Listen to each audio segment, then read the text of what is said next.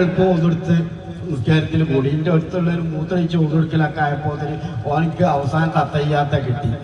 പക്ഷെ നമ്മൾ നിസ്കാരം കഴിഞ്ഞ് ഇറങ്ങിയെങ്കിലും ഇവന് നമ്മളുടെ ഇറങ്ങിയപ്പോത്തിന് ഒരു റക്കായത്ത് കഴിഞ്ഞ് അത്രക്കും സ്പീഡിൽ നമ്മളെ കൂടെ പോരേണ്ടതാണല്ലോ. പിന്നെ ആരോ വന്നിട്ട് ഇവനെ അങ്ങോട്ട് തോണ്ടി അതോട് കൂടിയിട്ട് ഇപ്പം ഈറാണ്ട് മാറ്റി പിടിച്ച്. ആദ്യത്തെ ഒരു റക്കായത്ത് 1 മിനിറ്റ് കൊണ്ട് കഴിഞ്ഞോന് പിന്നെ കണ്ടീന്ന് ഓന് ഒരാളാണ് തോണ്ടിയതോട് കൂടിയിട്ട് ഓൻ അൽബക്കര യാസീന് കൊള്ളിക്ക് ഒറ്റയ്ക്ക് നിസ്കരിക്കുമ്പോ മാണകം നീട്ടിക്കോളി.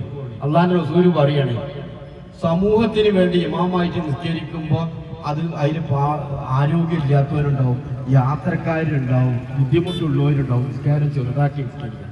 നമ്മളെ നിലപാട് ഈ വിഷയത്തിൽ എന്താണ്? നമ്മൾ ഓരോരുത്തരും നെഞ്ഞത്ത് കഴിച്ച് ഒറ്റക്കാണെന്നുണ്ടെങ്കിൽ ഉടുക്കവും സുജൂതൊക്കെ പോയി ചോറൊത്തിനമാതിരി ചടപടാച്ചിട്ട് തീർക്കും.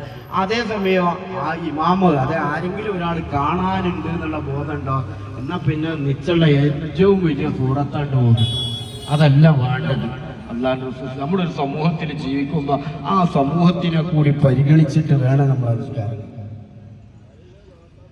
അയൽവാസികൾ